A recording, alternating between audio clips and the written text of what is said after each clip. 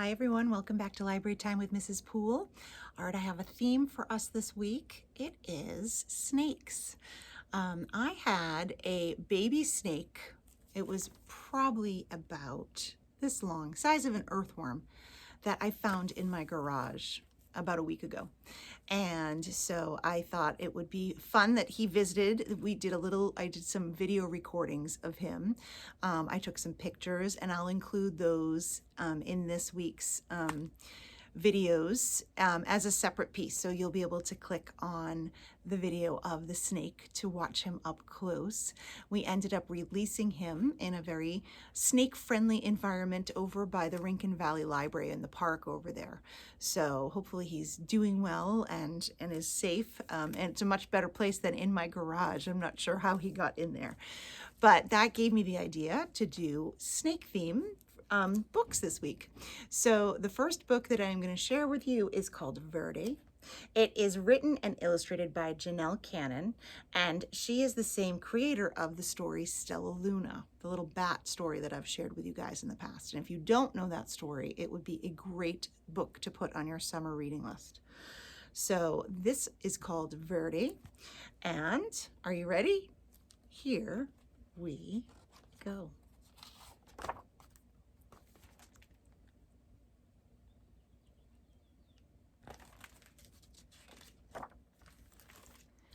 On a small tropical island, the sun rose high above the steamy jungle. A mother python was sending her hatchlings out into the forest the way all mother pythons do. "Grow up big and green as the trees' leaves," she called to her little yellow babies as they happily scattered among the trees. But VERDI dawdled. He was proudly eyeing his bright yellow skin. He especially liked the bold stripes that zigzagged down his back. Why the hurry to grow up big and green, he wondered.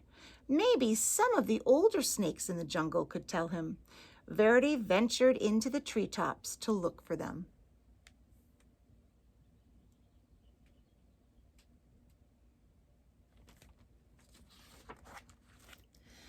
Umbles, Aggie, and Ribbon were lazing on some branches nearby. VERDI peered at their droopy green bodies. "It's not polite to stare," chided Aggie. Umbles burped and groaned. "It's taken nearly 4 weeks for that last lizard to digest. I surely do like lizards, but lizards don't like me." "Why don't lizards like you?" asked VERDI. "Don't interrupt," Umbles grumbled. "Dear me," whined Aggie, "if I don't shed soon, this itchy skin will drive me bananas." VERDI tapped a tune with his tail as he waited to speak. "Stop that, VERDI, it makes me nervous," Ribbon complained. "Besides, you'll never grow up to be properly green, always interrupting and constantly fidgeting." VERDI couldn't imagine being in such a hurry to be like them, and he really wanted to keep his sporty stripes. Hoping to find snakes that weren't so boring, VERDI slipped away.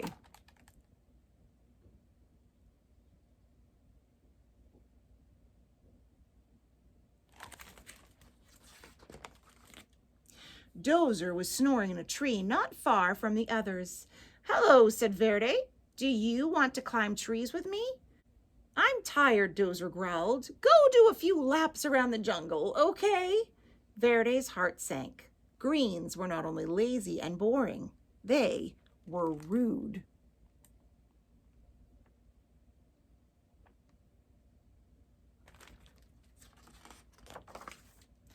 At the top of a very tall tree, VERDI gripped one branch with his tail and another with his little snake jaws. "I will never be lazy, boring, or green," he thought. "I will jump and climb and keep moving so fast that I will stay yellow and striped forever." Then VERDI let go.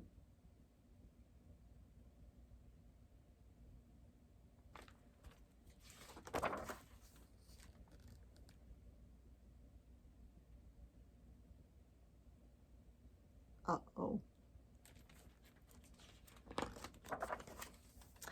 From a distance, the greens watched. "Oh my," they chorused. Ribbon shook his head. At this rate, he'll be lucky to make it to his first molt. Aggie nodded. He's likely to put an eye out on a branch, Umbles moaned. He may not live to turn green.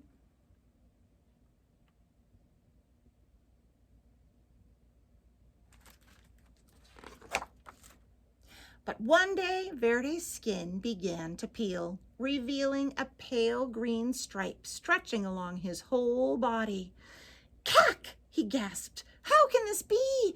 I'm the speediest snake in the jungle, and I'm still turning green. He raced down to the river, grabbing up a mouthful of rough leaves.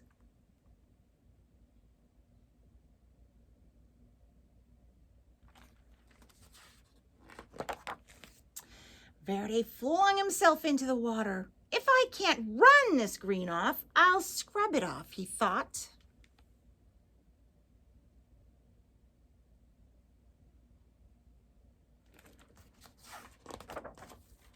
His frantic splashing caught the eye of a large bottom feeder cruising the murky depths. Yum, the old fish hummed. Lunch.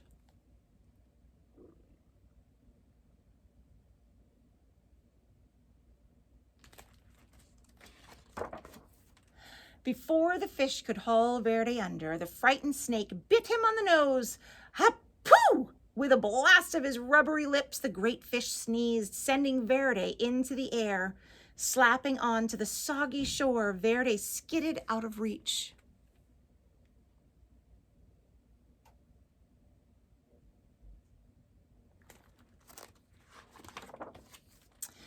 Phew, that was close, he sputtered.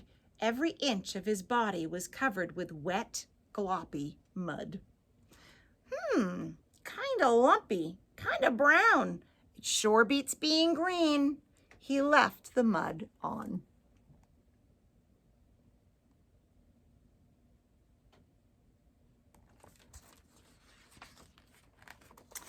But the soft brown muck dried into a hard gray shell, and Verdi could barely move.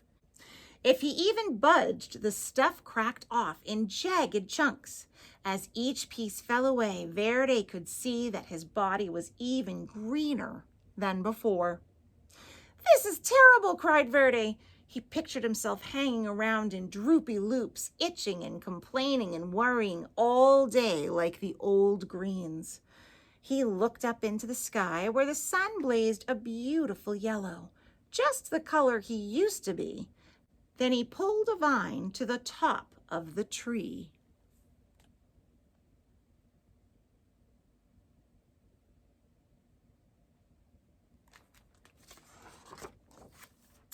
Launching himself from the treetop, Verdi startled a flock of colorful birds. He became dizzy with delight. Sure, the bright sun and his lofty speed would turn him golden again. In his joy, Verdi forgot he would fall back to earth.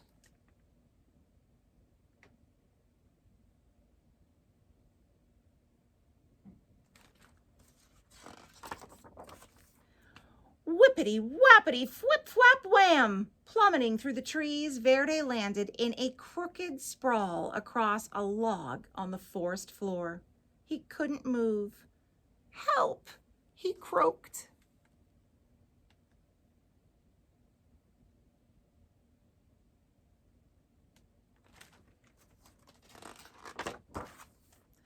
As usual, the greens had been watching Verdi's antics. They moved quickly to where he lay. Didn't we say it would come to this? Umbles said, shaking his head. Aggie sighed. Lucky thing he's still got 2 good eyes. They gently lifted Verdi up to a safer place where they could watch over him while he healed.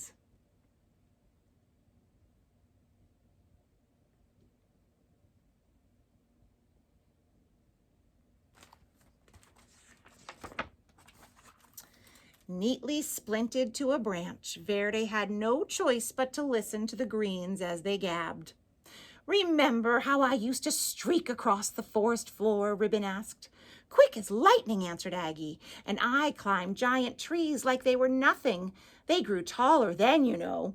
The things I dared to run down and swallow, Umbles bragged. Wild boar were no match for me.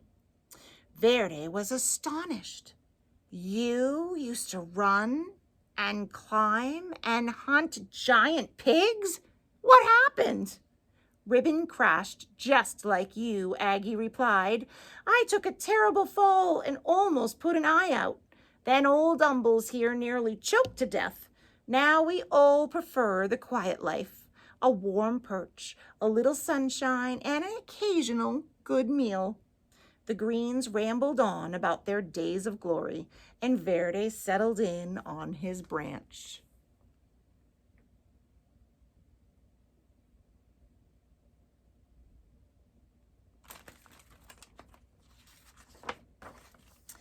Finally, one afternoon, Umbles said, Looks like you were ready to go again. He carefully untied Verde from the branch. You are welcome to come with us, said Aggie. Ribbon agreed. The three Greens slipped quietly back into the forest. Verde wasn't ready to join them. He wasn't sure where he wanted to go, so he just stretched and stayed put until the sun went down. He listened to the forest come alive.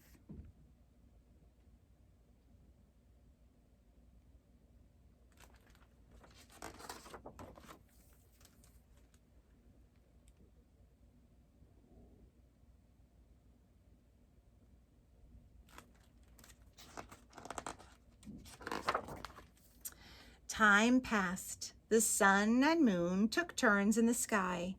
Verde marveled as the full moon grew thinner every night. Then he watched patiently as it slowly grew round again. He wondered why he hadn't noticed that before. Verde became so green that he blended perfectly with the leaves.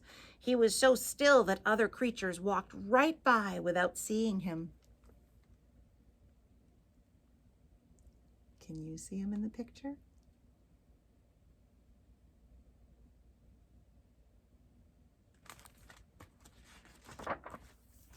One fine morning, as Verde basked in the sunshine, two small yellow snakes approached.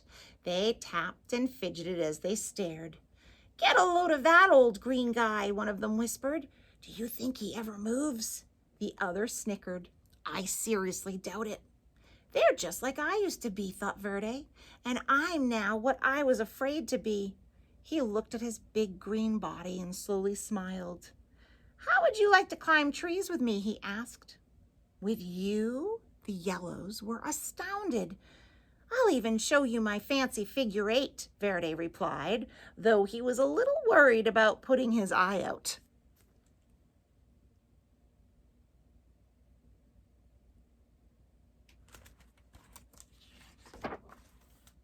With practice, the three snakes performed a perfect triple figure 8. Leaping and looping with his little striped friends, Verde laughed. I may be big and very green, but I'm still me.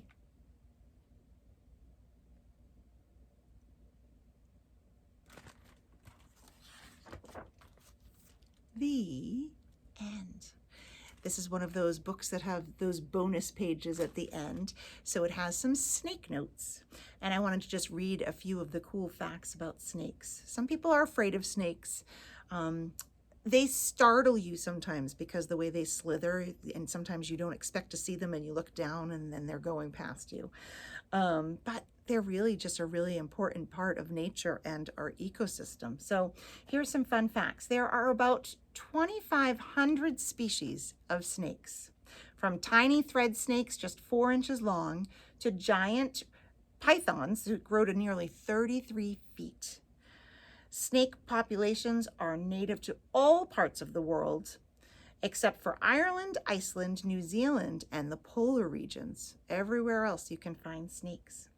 A snake's skin is dry, not slimy as many people believe, and their scales are tough. Depending on the species of snake, scales may be shiny and smooth or very rough. Some snakes actually polish their scales by rubbing them with an oily gland in their nose. Let's see, what else? Snake can open its mouth It has a special kind of jaw where it can just not open like we can, but it can actually extend its jaw to open up to swallow great big things to eat. And a lot of times they don't eat very often. They have like one big meal and then that lasts them for a really long time. Snakes are carnivores, which means they eat animals. Their diets can include insects, reptiles, even other snakes, fish, eggs, birds, and rodents. Some of the biggest snakes will eat creatures as large as deer. Many kinds of snakes can go months without eating. Snakes molt their skin and sometimes change color, just like VERDI did in this book. And let's see, their unusual coiling position allows them to operate much like a spring. Green tree pythons use constriction or squeezing to immobilize their prey. Snakes are valued by humans for many reasons, including their ability to keep rodent populations in check. These sensitive creatures are an important part of our ecosystem. Very fascinating. I hope you enjoyed this story called VERDI, and I certainly enjoyed sharing it with you. So until next time, happy reading.